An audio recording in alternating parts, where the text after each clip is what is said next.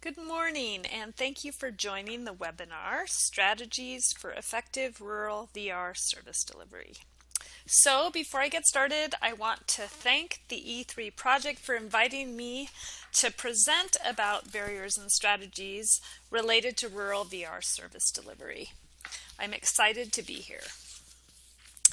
I'd like to introduce myself. My name is Catherine Ibsen, and I've worked at the University of Montana Rural Institute for Inclusive Communities the last 25 years. For the bulk of this time, I've done employment-related research as part of the Research and Training Center on Disability in Rural Communities, or the RTC Rural. I must at this point say that RTC Rural and most of the projects that I've been involved in have been funded by the National Institute on Disability, Independent Living, and Rehab Research, or NIDLR. So, although I've worked in various domains, including health and independent living, the bulk of my research has focused on employment within the VOC rehab system. And I plan to share some of the VR-focused research that I've engaged in over the last 15 years in my presentation today. This first slide shows a map of the U.S., and in dark green are the rural or non-core counties. And I just wanted to start off showing this just to show you how vast an area that we're talking about, particularly in states like Montana, North and South Dakota, and so forth, down kind of the center of the U.S. There's just this great vast amounts of rural areas where service delivery looks different in the VR system just based on these distances. I also wanted to share some basic demographics about rural places before we got started. So data on the charts on this slide come from the American Community Survey. The micro, metro, and non-core counties are classified using the Office of Management and Budgeting classifications, where metro counties include at least one urban core of 50,000 or more people. Micro counties include an urban core of 10,000 to 50,000 people, and then non-core counties, where this is the focus of our research, are counties with an urban core population of less than 10,000 people. So there's just not very many services available. They can be characterized by pretty isolated places in certain circumstances. So what these two charts show, the first shows that the disability rate increases from metro to micro to non-core counties. And we've done quite a bit of research on disability in rural places, and we know that the disability rate is higher across all disability types and across all ages. So it's pretty uniform in terms of having a higher rate. It's not just associated with an aging population, etc. The poverty rate is also higher in non-core counties, particularly for people with disabilities. Actually, as this chart shows, 25% of people with disabilities are living at or below the poverty rate. So undoubtedly, this group represents a particular need for effective employment programming. And much of my research has really focused on strategies to do this. So I'm going to set the stage in terms of some of the research that we have engaged in, just to learn more about the rural conditions of VR service delivery. So we've done quite a few projects. One is focused on the consumer experience going through the VOC rehab program, and we call it the Premature exit study. It included informant interviews with who were consumers who exited the VR program early. We did a quantitative prospective longitudinal study. That's a lot of words for simply saying we tracked people coming into the VR program and followed them along for 18 months. We've done interviews with a random sample of those exits who left for both good and negative reasons. We've done a state data project, which really focused on RSA 911 case records, as well as VR informant interviews to learn how services were delivered in rural communities. We've done another small study really focused on rural business development strategies. So using all of this information, we've learned some things about what is driving some of the barriers to services in rural areas. So first, I'm going to talk a little bit about the Premature exit study. We conducted this study because nearly half of all eligible VR consumers drop out of the program before completing services. Looking at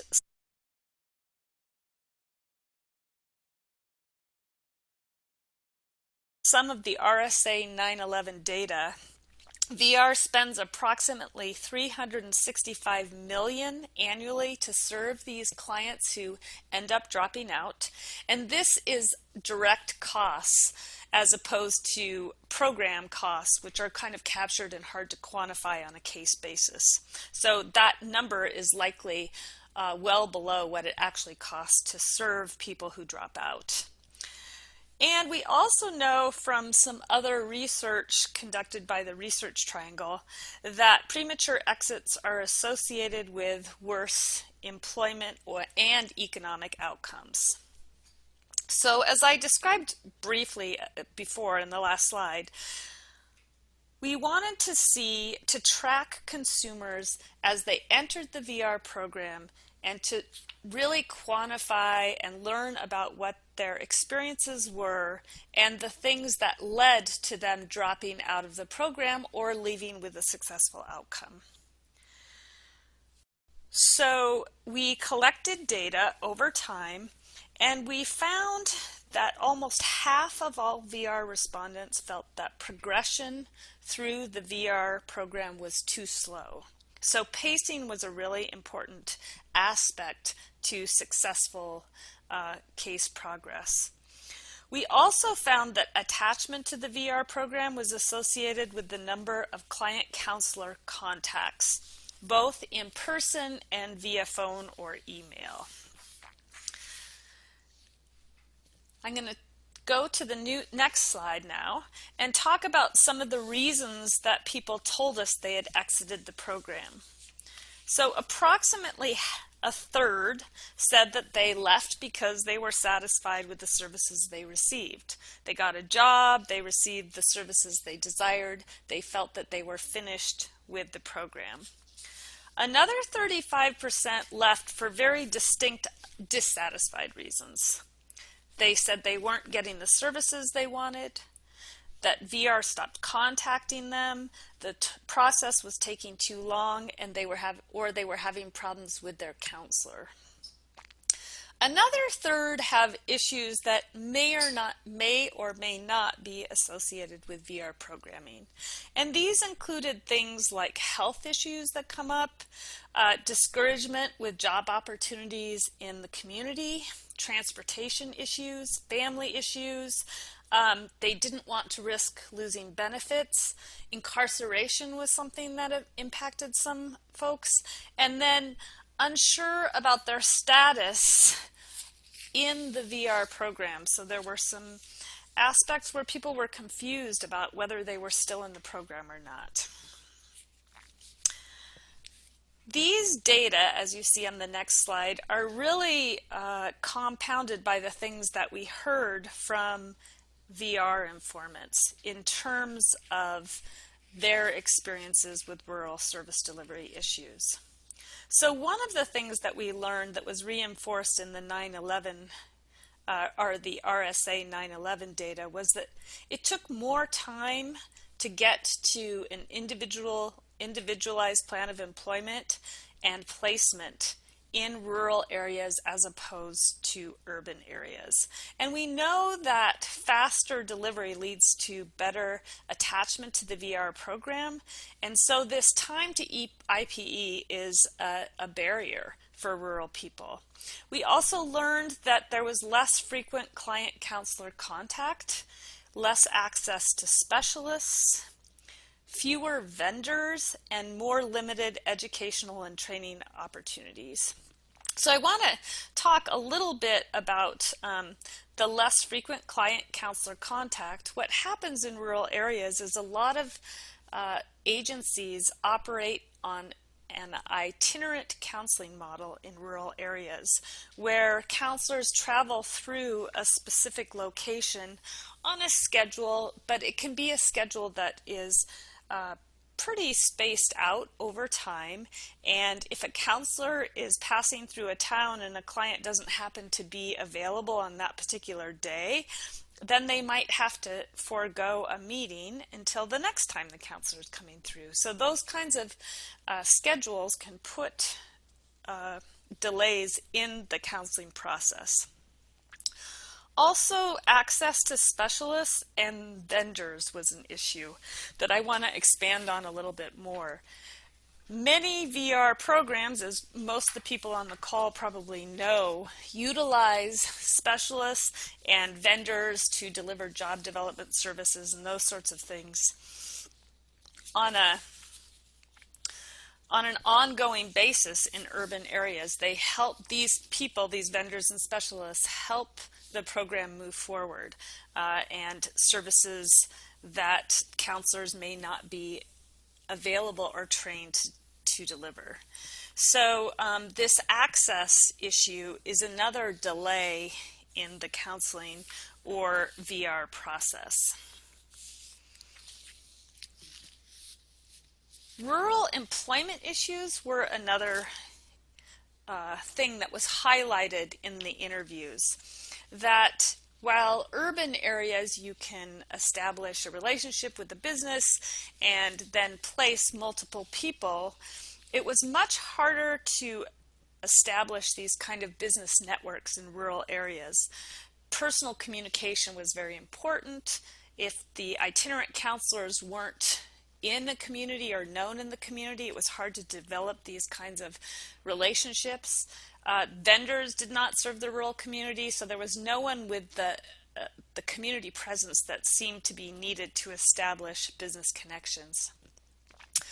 Harder to access appropriate training for the rural client. They may not have appropriate training in their location, would need to travel to get that training, and that was an added barrier. Fewer job opportunities, so it was harder to accommodate a client choice. And then another thing that was brought up in some of these interviews was closed doors due to reputation or family history. That in rural areas, once you burn a bridge, it's hard to rebuild it. Whereas in an urban area, you can kind of walk away from one business and walk into another one. So that was an issue, a challenge that was highlighted for sure. So having set the stage of some of the rural barriers, I want to move on to some of our work to develop strategies to improve rural service delivery. For the presentation today, I'm going to talk about 3 strategies. The first is to increase the use of telecommunications, both for counselor-client communication, but also to expand economic opportunity. We're going to also look at expanding rural capacity by looking at strategies to improve vendor availability in rural communities, and then also expanded economic opportunity in terms of rural business development strategies, and also to utilize self-employment more fully as an economic or work outcome. So first we're going to turn to telecom and social media. We found that alternate methods of communication, such as email, text, and video, really do help keep people engaged in services, even if they aren't participating in face-to-face communication. We also know that alternative methods of job exploration are important, and that we have learned that counselors are not very comfortable with these, such as using social media to market yourself or to use social media as a strategy for finding employment. And the barriers that counselors have told us about are based on knowledge and capacity, ethics concerns in terms of how to use different technologies appropriately without violating counseling ethical guidelines, and lack of telecommunications use policies at the VR agency. So we have developed some strategies to help with this, including the telecom toolbox and social media policies. And I'm going to just give you a tour of these as a way that you might utilize some of these resources in your own agencies. So first we're going to look at the telecom toolbox. And the toolbox has 4 major sections that can be used to expand services and overcome counselor and consumer reluctance and lack of knowledge using online resources. So the telecom toolbox is really broken into several sections, including communication, online career development, ethics, and then there's also a blog that has a variety of articles that focus on different online job development strategies and communication strategies.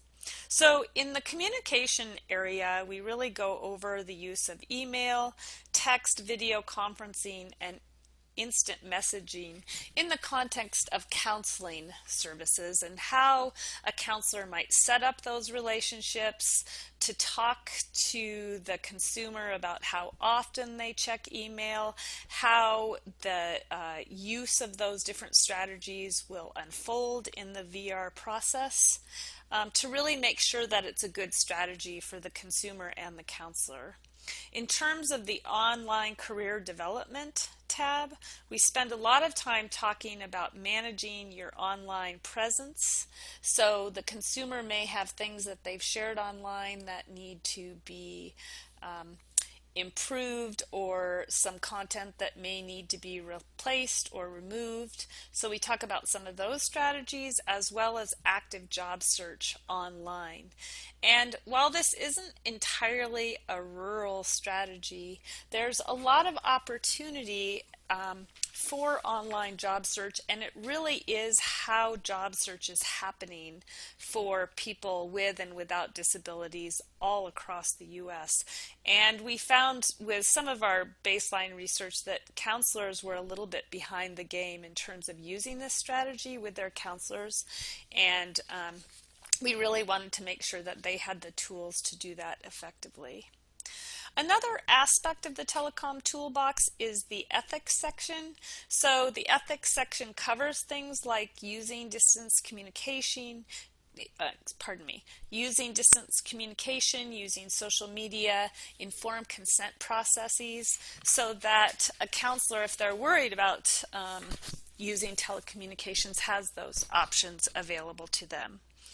And then more recently, we've really used blogs as a way to keep up with the changing pace of telecommunications. That is one of the difficulties with exploring this kind of research, or conducting this kind of research, is that it's a moving target, and there's always new platforms, new strategies, and new ways of doing business online that we have to continually be thinking about.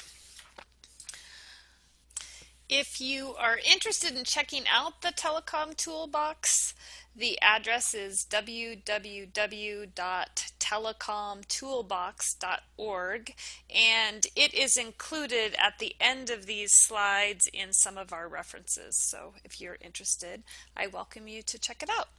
Okay, I'm going to now turn to social media policy elements. We did a study looking at various VR policies related to social media, if they had any, and we found very different elements in each policy, but drawing on the literature, we identified 6 aspects that we felt were important to be included in a comprehensive social media policy. And these including the policy scope, so some guidelines about use at both the agency and counselor level. Consumer awareness, so how do you inform clients about risks and benefits of using social media, including risk to their own confidentiality. And this was usually related to how consumers engaged on a VR social media account, not necessarily an account where they've friended a counselor.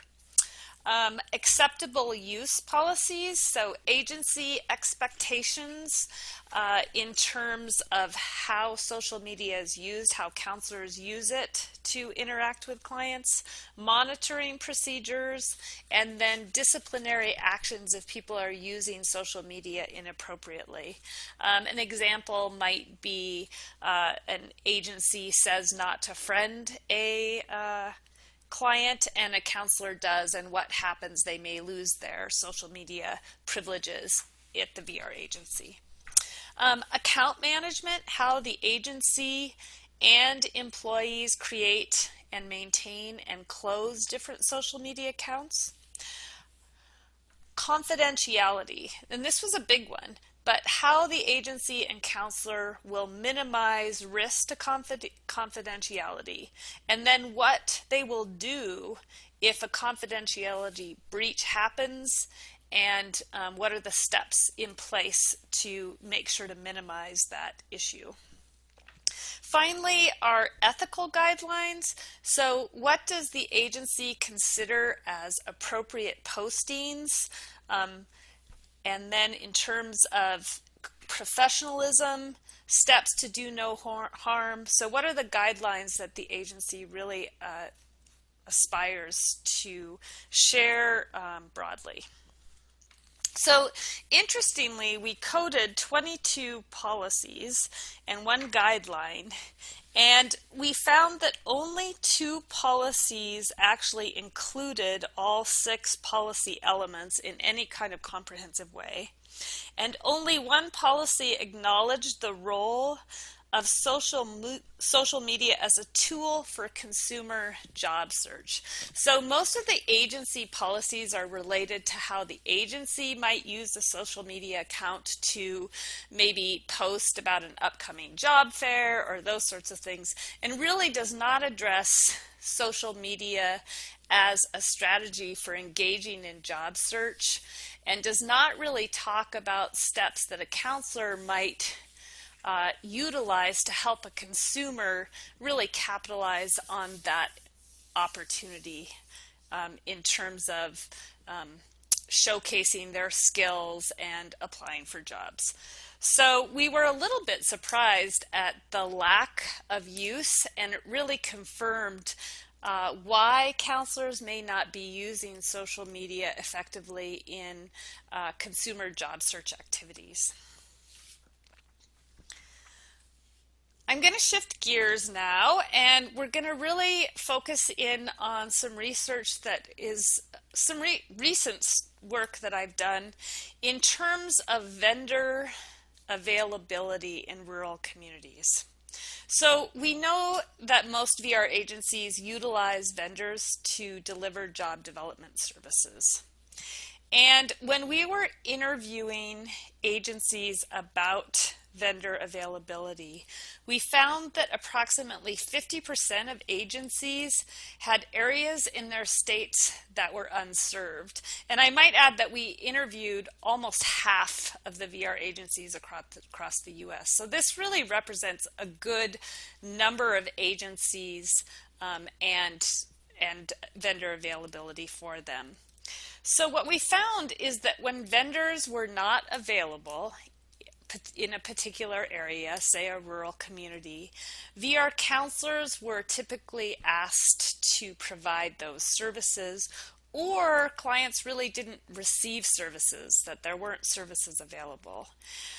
This introduced delays in services sometimes due to itinerant schedules and reduced opportunities for community connections, where a vendor often spends time in communities to develop relationships with business owners, etc. So lack of vendor availability was really identified as an issue. When we interviewed agencies about how they paid vendors, we learned that approximately 80% of agencies use a model called results-based funding. And results-based funding is something where vendors receive a set fee for meeting a certain milestone. Let's say it's job placement or 30 days on the job. Results-based funding really was a model that came to attention in the early 2000s, and it was a way to get to outcomes more quickly. VR agencies were feeling like consumers were languishing in services, vendors were continuing to bill for hours without any kind of foreseeable progress in the case. And so results-based funding really was meant to incentivize getting people on the job more quickly. And based on our research in terms of pace of delivery services, this isn't a bad thing. And what we do find is that it does result in higher rates of competitive employment and lower overall costs as vendors are incentivized to move cases forward. One thing about results-based funding, however, is that it shifts financial risk from the agency to the vendor. That the agency is only paying for results and the vendor is only getting paid for results, and so it essentially, a vendor can make a lot of money if they do their job very well and get people placed quickly, and they'll make not as much money if they aren't as effective in meeting those benchmarks. The payments are based on average costs, and there's a mechanism where agencies will figure out how much on average it costs to get a person to employment, and they will set their rates based on that average cost, whereas people that take longer, the vendor will get paid a lower rate, and people that are easier to place, the vendor will receive a higher rate. And then overall, in general, the idea is that vendors will get paid a fair amount on their caseload or their total caseload.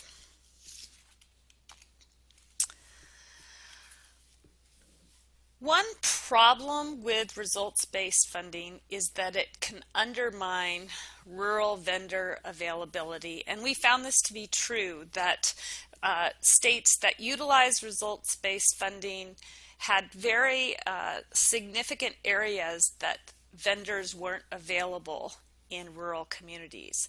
And the problem relates to the case costs in rural areas are generally higher.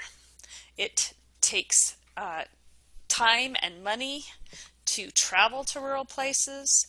There's fewer job opportunities, so getting a client to placement might take longer. There's no economies of scale, and by this I mean in an urban area, I might have a relationship with Walmart or Microsoft or some other big company where I can place multiple people and don't have to do the groundwork over and over again for every single client. In rural areas, it's more one business, one person, and so you're continually having to spend time and energy developing those relationships. And it can be harder to develop those relationships. There's more time on the ground, more personal context, more one person, one relationship, one job. Another risk in terms of results-based funding in rural areas is a lack of referrals or lack of steady referrals. So in order to overcome some of the risk of results-based funding, you have to have a certain number of clients moving through all the time, so that if you get, say, a bad patch where it's really hard to place a handful of clients, you're still having an income coming in based on other clients that are easier to place. And unfortunately, in rural areas, when there aren't as many clients or a limited number of people coming in the door, it can make it pretty hard for vendors to sustain an area and make it cost effective for themselves. Based on some of the research that we did about vendor scarcity in rural areas, we developed a number of strategies to improve the likelihood that vendors will stay in a rural area or move to serve a rural area. First is to reduce the financial risk that a vendor experiences. So this might include providing incentives for serving rural locations, such as higher rates for each milestone, or maybe providing travel support. There is some strategies that overlap different kinds of funding strategies. So you might pay hourly services and then get some kind of bonus for getting to placement more quickly. So some shared funding models, or providing a guaranteed level of referrals or monthly fixed payments. So first and foremost is strategies to reduce the financial risk to serving rural areas. Another strategy for reducing risk is to improve the probability of reaching a successful employment outcome. And informant interviews revealed a couple of strategies to do this. The first and foremost was to hire rural community insiders with established community connections. So these people knew the business owners and had a personal relationship with them to build job opportunities. Another was to establish payments for non-traditional employment options, such as self-employment or at-home contracts, which essentially expanded the opportunity, the economic opportunity for job seekers. Another area was to lower barriers for provider entry. So first of all, to allow small or independent contractors to serve underserved locations with some waived or loosened requirements. They could waive CARF requirements. They could reduce the number of years of disability experience that was required, just to make it easier for people to enter the game and serve clients on an on-needed basis as those cases came up in rural communities. A few agencies had establishment grants, which helped small scale outfits with startup costs, so helping people overcome some of the costs associated with getting people hired, trained, setting up shop. And then also another lowered barrier was to have the agency sponsor free training for providers so that they are ready to deliver services according to the agency's requirements, but at no additional cost to them. And then the final strategy that I'm going to highlight here is increasing agency capacity and support. So there was expanded agency vendor collaboration, such as the agency helping or sharing with job leads and vice versa, so that there was a more collaborative approach to getting people placed. From a separate story, we examined rural business outreach strategies, and these seem to fit with some of the strategies to improve rural services. So one of the things that we learned about rural areas, and I don't think it's going to come as a huge surprise to anyone, is the importance of personal versus professional relationships. So having a community presence at events, having rural office locations where people are available to talk and share about VR services in their own community, and then building on community insiders as the people who can really make things happen in rural communities. Another thing that was brought up, and it's such an important thing the more rural you get, is the community reputation that is built in the short run will follow you for a long time. It's very important to have a long-term face of VR that is positive in the community so that you can really develop that trust and respect. Part of that is strengthened by the dual customer approach, where the VR agency is actually the human resource expert in rural communities. As we know, the smaller the business, the fewer people dedicated to human resources kinds of issues.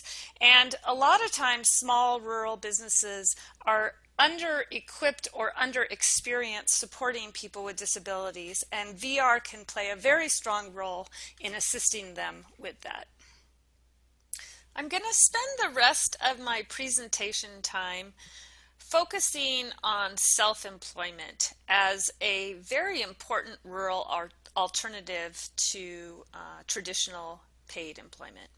So this chart shows self-employment rates in the U.S. And for the U.S. population, the self-employment rate is 9.4%. For the subpopulation of people with disabilities, it is 11.4%. And for the population of VR consumers, the rate is 2%.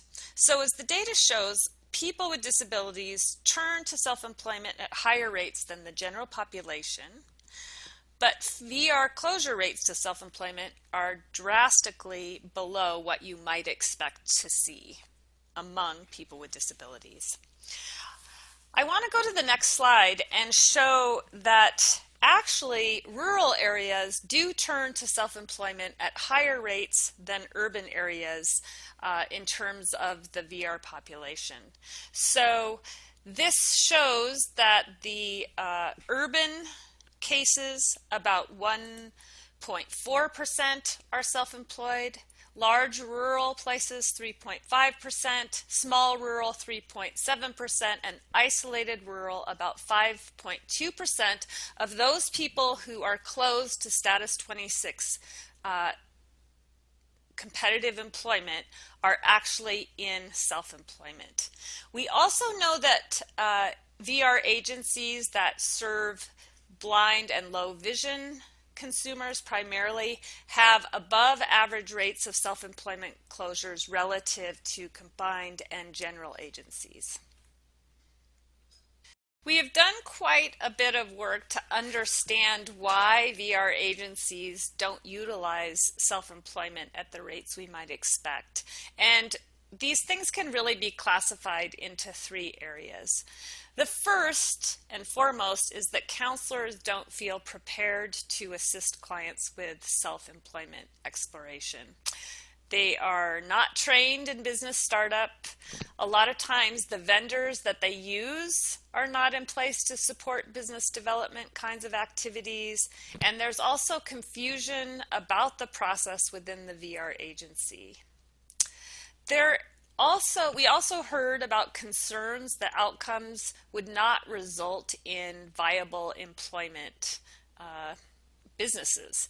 And what we found when looking at VR case records is that this did not pan out. That if you took the subset of people who were closed to self-employment and compared them to the people who were in competitive employment closures, we found that VR self-employed clients earned comparable wages to those in competitive employment. They earned significantly higher wages, and they worked significantly fewer hours. So essentially, they were getting more bang for their buck in terms of the hours that they worked and the wages that they received.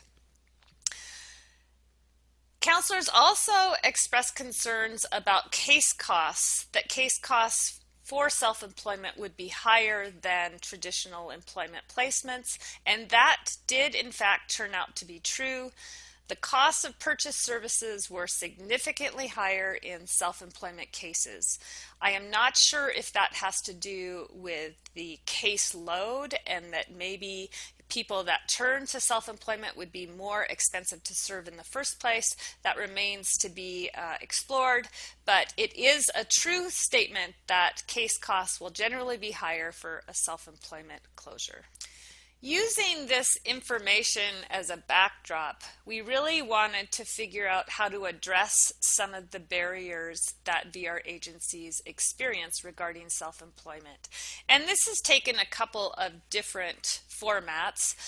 Some of our past work has looked at vocational rehabilitation self-employment policies, and our more recent work has focused on a pretty comprehensive self-employment guide for VR counselors and consumers to use while they go through the VR self-employment process.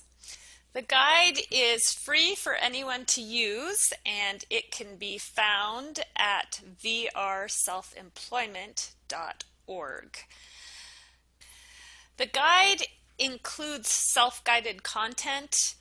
Some of the material is shown in a slideshow format where there's bulleted items, so it's easy for people to follow along with.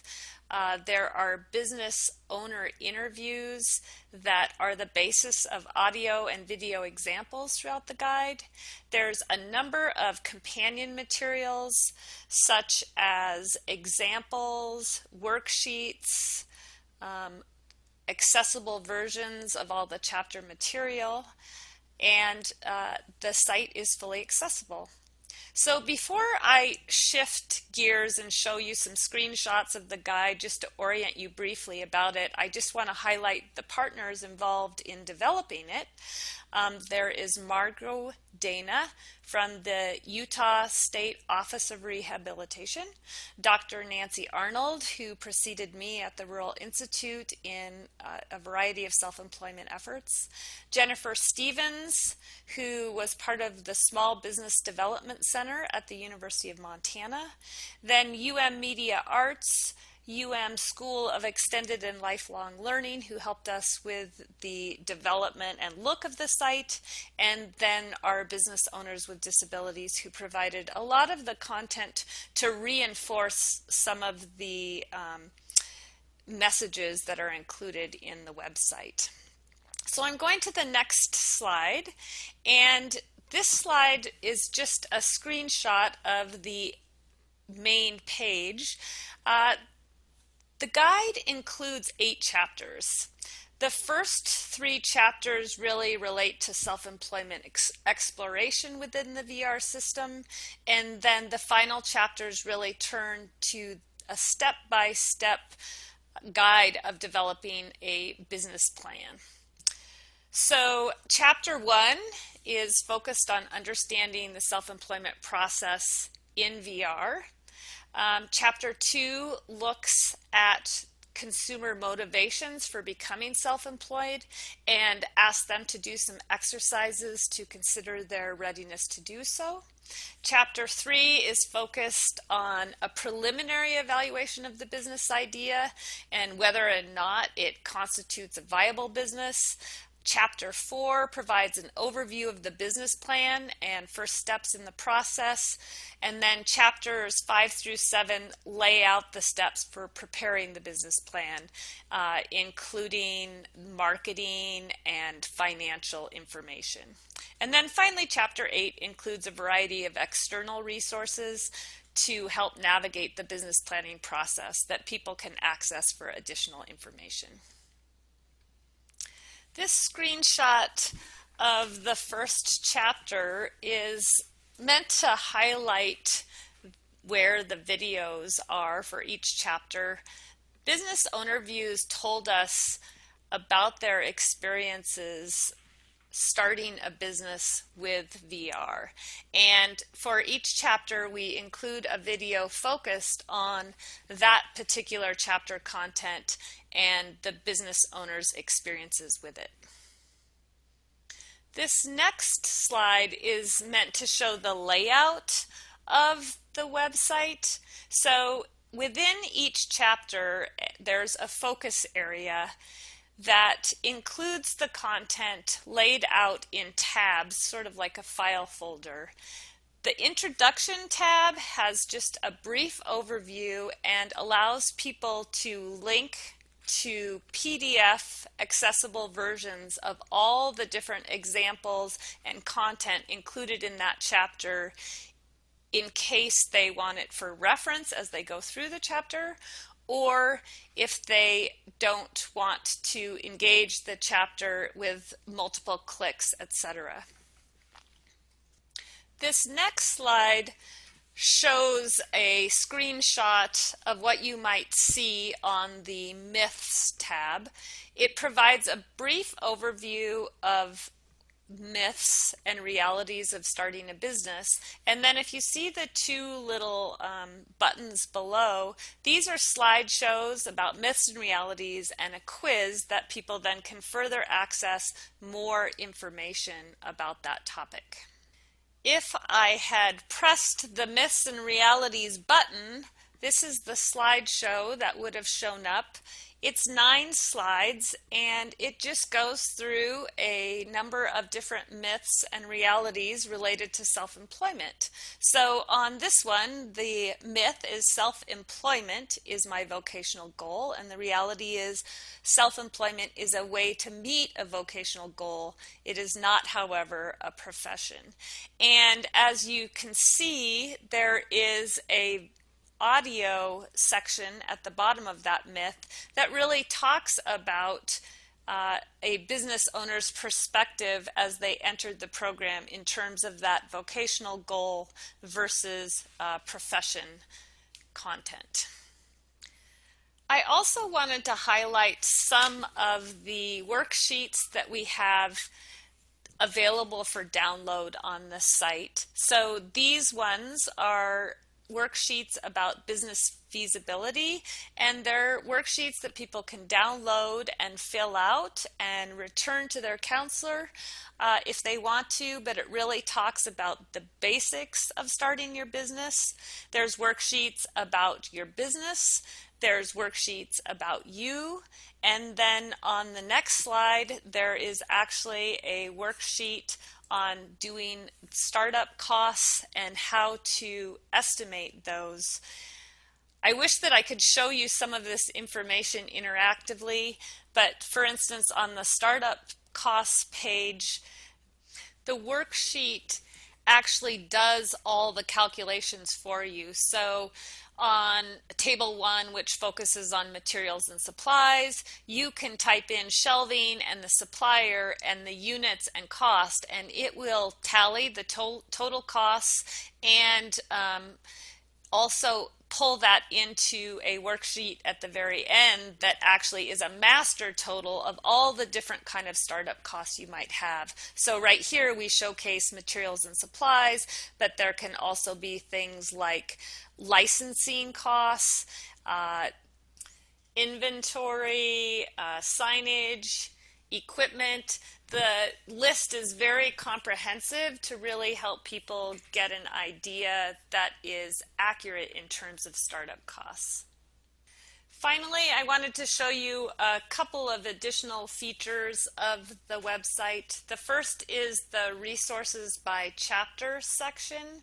So for every single chapter, we have included all the resources included in that chapter so people can easily access that without going into each chapter if they've forgotten something, to download something, or they want to check back on a specific resource, they can get it there.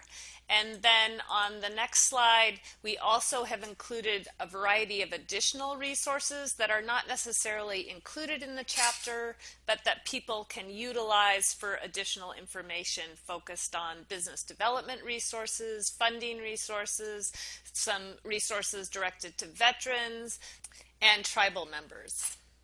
If anyone on the call has an interest in self-employment, I really welcome additional input on the resource and would love it if people would look around and see what it has to offer. Our next steps regarding upcoming research on the self-employment guide really is focused on translating it for vocational rehabilitation programs on reservations, so a tribal version, and then also learning how it is used in practice. So we're doing some interviews with counselors and consumers and iteratively updating it based on their input.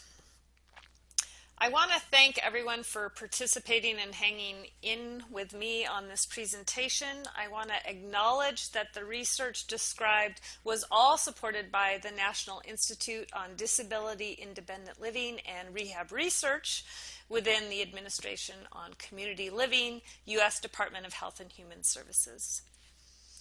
I also want to highlight that I have included references for all of the information covered today, articles regarding the premature exit, state data, telecommunications, rural service delivery, and self-employment projects. So if anyone wants to do further reading, I would love them to check out those resources. And finally, with the time remaining, I have highlighted some discussion topics. What additional barriers deserve attention from your perspective in terms of rural barriers to effective service delivery? And what additional strategies might you share building on some of the conversation that I've provided today?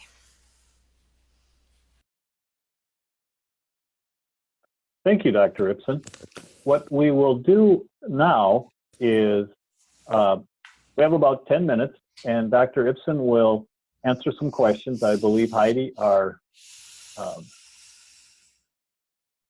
presenter, will, one of our other assistants, one of our other individuals at SVRI that's helping with this, will give you a few questions. And as I noted, we will make sure that all of your questions get answered. And what I wanted to mention very quickly, and if you've signed into this webinar, you will also get this information. March 20th at 10:30 Central Time, we will be having a discussion of this topic, particularly the two questions that were on that last slide that Dr. Ibsen showed. So we will be continuing this conversation on March 20th. So Heidi, take it away. Hi, everybody.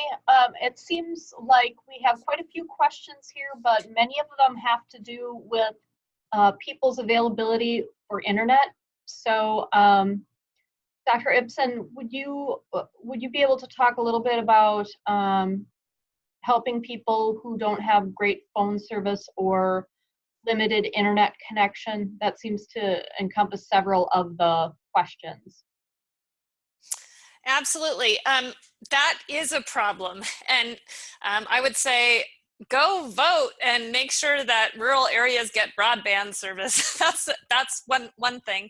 Also, as we are learning more about access and online access, one thing that is coming up is that people actually have better phone access than internet access. And so we are working to really consider how applications can be delivered over a phone using your smartphone or something. That is something that we're just starting to engage in. We have done some work to modify our telecom toolbox for that. It's harder for the self-employment kinds of resources because they're just so interactive, and you kind of need a computer to be filling out things and accessing forms and so forth. But I absolutely agree that it's an issue and something that we need to keep at the top of our list in terms of interfacing with rural people.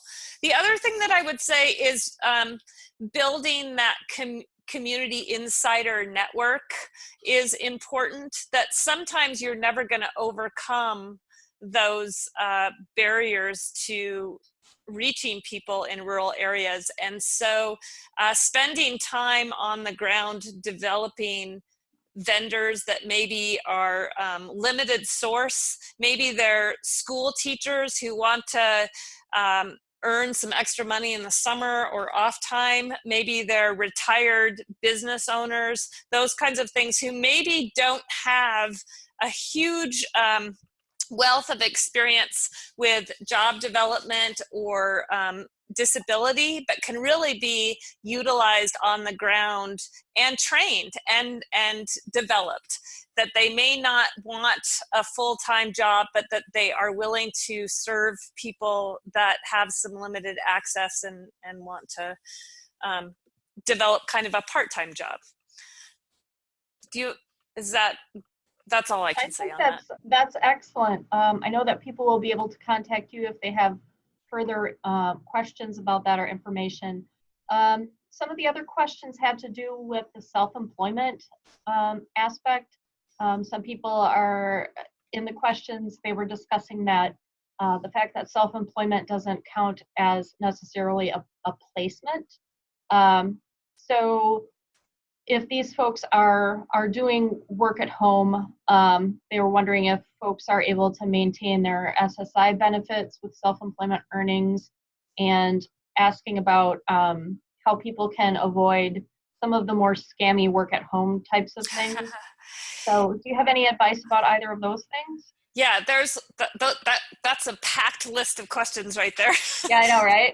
Yeah. So first of all, I want to say, and it's highlighted on the website, but depending on how you structure your business, you can maintain your benefits in much the same vein that you can maintain benefits with traditional employment. There's thresholds, of course, but with self-employment, it's really important to consider how you structure your business, as opposed, like, is it a limited liability company or is it a sole proprietorship? Those kinds of questions come up, and there are very specific guidelines which are outside the scope of my expertise, but when you talk to a benefits counselor, they can help you understand which one of those setups would make the most sense from a tax standpoint, to make sure that your, say, business costs and revenues aren't getting mixed up with personal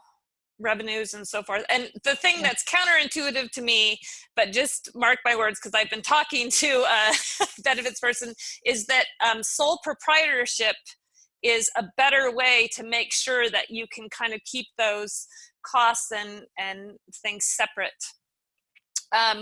So you can do that. Also, in terms of supporting that as a competitive employment outcome, that self-employment, so long as people are earning similar wages and so long as your agency is supporting that as an employment outcome, that you are essentially drawing a wage. It's not a hobby.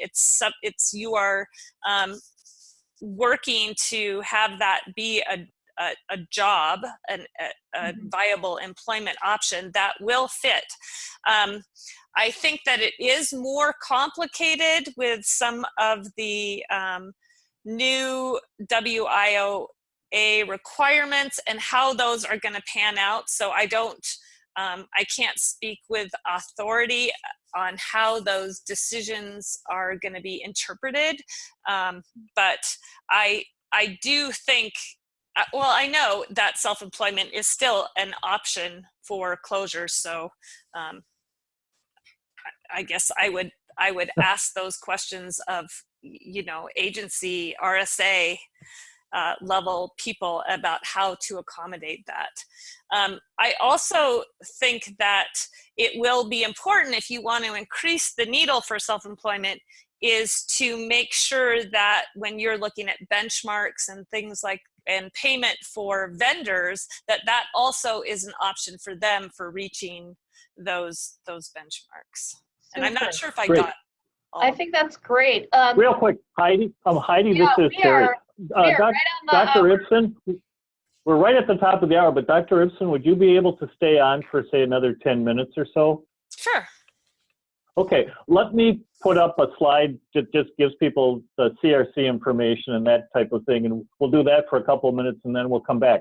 We're done at the top of the hour. If some of you are able to stay on, Dr. Ibsen is available to answer an additional question. So let's see.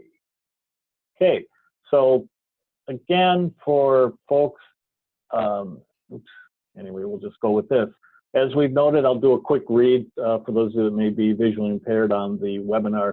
Copies of the recorded webinar and the slides will be available on our Community of Practice site.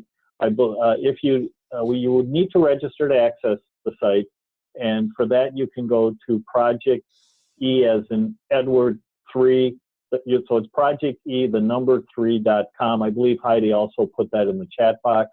Again, all the questions that have been written in the Q&A box, those that we don't get to in the next 10 minutes, we will ask Dr. Ibsen to answer those, and we will post everything to the E3 site. Again, if you are interested in CRC credits or CEU credits, everybody who attended the webinar today will receive an evaluation form from us.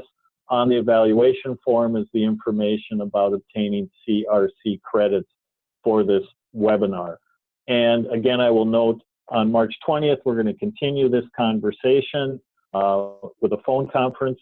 All of you will receive an invite to that. And a couple of the big items, we'll be discussing the 2 questions that were at the end of Dr. Ibsen's webinar. So with that, we will thank those of you that need to leave who attended today, and then we will spend a few more minutes with Dr. Ibsen answering some questions. Thanks very much. Go ahead, Heidi. Thanks, Terry. We have a ton of great questions, and as Terry said, they will be available. They will have been answered and will be available to look at a bit later. So if we don't get to your question, please don't worry, we will provide an answer for you. Dr. Ibsen, it seems that we have several questions that pertain to transportation barriers. That's a really kind of a sticky wicket. There are a lot of different obstacles and a lot of different challenges. Can you speak about transportation and the limitations of transportation in rural environments just a little bit for a few minutes? Sure. Transportation is one of the toughest things to address, I think, in rural delivery, rural employment, rural quality of life. For anyone who is at a distance from a community and that the community doesn't offer public transportation, it's tough. There are models that different communities have used, leveraging transportation dollars, for instance, for voucher models, where essentially individuals will get, it's very passe, and I'm speaking in passe terms, but like checkbooks that they can use, kind of allocated dollars to get other community members to give them rides, or things along that line. I know that the Association of Programs for Rural Independent Living, or APRIL, has on some of their resources things about those voucher models. I believe that things like Uber and Lyft will become available at higher rates in rural communities. I think that it's a model that is expanding outward. and has been tested in smaller and smaller communities. I don't know that that will be available in the most rural communities just because of size and distance, or particularly one of the issues is accessibility in transportation. For sure, I understand that. We are actually conducting a model or a research project right now. It's not my particular area of expertise, but one of my colleagues at the university, Andrew Myers, is doing a study looking at different transportation models and what gaps there are based on those models and how to potentially overcome them. So what are the models that seem to be working the best in small communities? That said, we aren't going down to the very smallest communities, which I think that that's where a lot of the questions really originate, is those places that are just a long ways away. So it's tough. I'm sorry, I don't have an answer. I wish I did. There probably isn't just one answer, is there? There isn't. And one of the problems with rural communities is that every single one is different. And there's a different set of resources, and there's different community leaders, and there's different ways to kludge together different opportunities, but it's not a one size fits all, and it's hard to be very prescriptive on that. We have had some discussions about this here at SVRI as well, and with some of our partners, talking quite a bit about Lyft and Uber, and discussing the fact that if people would like to have that in their communities, it's best for people within those communities to reach out to a Lyft or Uber driver in the community and talk to them about going up the chain to get permissions or to work on developing a partnership. It's been very difficult for people to be able to, for agencies to be able to get a hold of Lyft or Uber at a higher level. So folks have been having more luck just kind of going locally and kind of going up the chain to get that information. But it's not available for everyone, and we realize that a lot of people are having problems with that. In addition, some people raised concerns about Lyft and Uber drivers being able to help people who may need a little bit of extra assistance. And I believe one of the providers is kind of screens their folks to find out if their drivers are comfortable providing a little bit of assistance that they may not need to for all of their passengers. So it's a conversation that's in circulation right now, but there haven't been any overall conclusions so far. I do believe we had somebody else who asked a question in rural areas about busing, maybe using public school buses. Is that anything that you've heard of people using? I have heard about it in very isolated incidents, and the incidents that I heard about it, the kind of take home was, don't tell anybody or don't give my location away, that it was a very informal arrangement. And in this particular situation, the school bus actually transported someone into work and home from work as part, like, just along the same route that the kids were on. And it was something that worked kind of in the community, and the community was good with that, but it wasn't something that that person really felt that for liability reasons and all sorts of other things, that was necessarily something that was going to work in a broad way. But I do know of different arrangements that VR has done with sorts of van pool kinds of things, where there's some support for trying to arrange those or figure out